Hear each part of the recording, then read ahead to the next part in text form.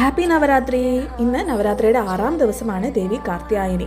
അപ്പോൾ കഴിഞ്ഞ ദിവസം വരെ നമ്മൾ കണ്ട സ്റ്റോറിയിലൊക്കെ പറഞ്ഞിരുന്നത് സുബ്രഹ്മണ്യൻ ഉണ്ടാകാൻ വേണ്ടിയിട്ട് സുബ്രഹ്മണ്യൻ താരകാസുരനെ നിഗ്രഹിക്കാൻ വേണ്ടിയിട്ടുള്ള ജനനത്തിൻ്റെ കഥകളാണ് കഴിഞ്ഞ 5 ദിവസങ്ങളിലും ഈ പ്രോസസ്സിൽ വന്നിരുന്നത്. അടുത്തതായിട്ട് ഇന്ന് 6ാം ദിവസം ദേവി കാർത്യായനിയുടെ രൂപത്തിൽ 4 കരങ്ങളാണുള്ളത്. വലത് 2 കരങ്ങളും അഭയവരദ മുദ്രയും ഇടത് കരങ്ങളിൽ പത്മവും അതായത് താമരയും വാളുമാണുള്ളത്.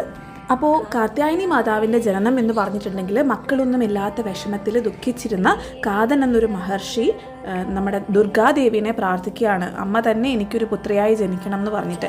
അങ്ങനെ പ്രാർത്ഥനയുടെ ഒടുവിലായിട്ട് ദുർഗാദേവിയും ലക്ഷ്മി ദേവിയും സരസ്വതി ദേവിയുടെയും പൂർണ്ണ ചൈതന്യങ്ങളും ഏറ്റുവാങ്ങിയിട്ട് ഒരു പുത്രി ജനിക്കുകയാണ്. കാർത്യായനി എന്നാണ് നാമകരണം ഉണ്ടായിരുന്നത്.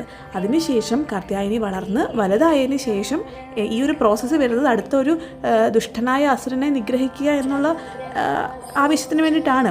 അപ്പോൾ കാർത്യായനി ദേവി മഹിഷാസുരനെ മർദ്ദിക്കാൻ വേണ്ടിയിട്ട് നിഗ്രഹിക്കാൻ വേണ്ടിയിട്ടുള്ള ജനനമാണ്. ആ ഒരു രൂപത്തിനെയാണ് നമ്മൾ ഇന്നേ ദിവസം 6ാം ദിവസം പ്രാർത്ഥിക്കുന്നത്. പിന്നെ ഇന്ന് തൊട്ട് സ്കൂൾ അവധിയാണ് ഇവിടെ നവരാത്രിയുടെ ഭാഗമായിട്ട്. അതുകൊണ്ട് മോൻ തന്നെയാണ് ബാക്കി കാര്യങ്ങളൊക്കെ ചെയ്യുന്നത്. രാവിലെ എഴുന്നേറ്റ് ഫ്രഷപ്പായി വിളക്കൊക്കെ വെച്ച് പ്രാർത്ഥിച്ച് നമ്മുടെ ഡേ സ്റ്റാർട്ട് ചെയ്യുകയാണ്.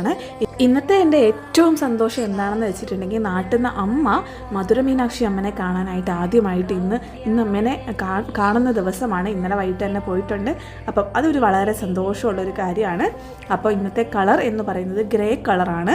അതേപോലെ നമ്മൾ പ്രാർത്ഥിക്കുന്ന ദേവി രൂപം എന്ന് പറയുന്നത് ദേവി കാർത്യായനിയാണ് കേട്ടോ. എല്ലാവർക്കും ഹാപ്പി നവരാത്രി.